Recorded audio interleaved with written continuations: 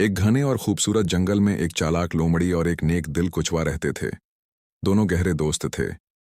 दिन भर खेलते, बातें करते और खुशियां बांटते।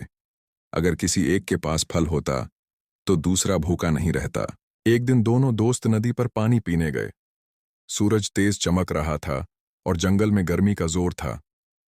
जैसे ही वो पानी पी रहे थे, अचानक जंगल में एक जोरदार धाड़ सुनाई दी। दोनों चौंक गए। ये शेर बादशाह की आवाज थी, जंगल का सबसे खतरनाक जानवर जो आज भूखा था। लोमड़ी फौरन एक झाड़ी के पीछे छिप गई, लेकिन कुछवा अपनी सुस्त चाल की वजह से कहीं न जा सका। शेर बादशाह सामने आया।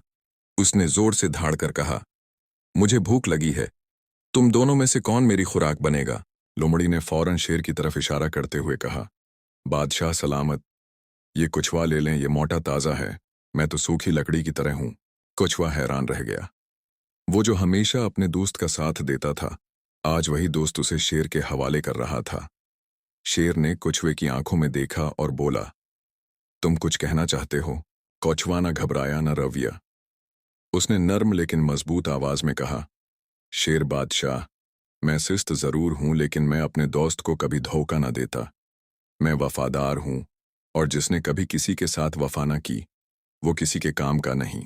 शेर कुछ लम्हे खामोश रहा, फिर उसने गुस्से से लोमड़ी की तरफ देखा और धाड़ा, तो अपने दोस्त को मेरे हवाले कर रहा है।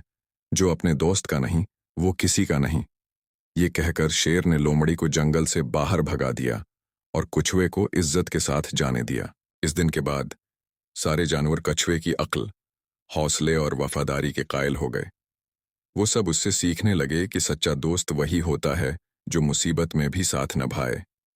सबक: सच्ची दोस्ती का मतलब है वफादारी। जो मुश्किल वक्त में साथ छोड़ दे, वो दोस्त कहलाने के लायक नहीं।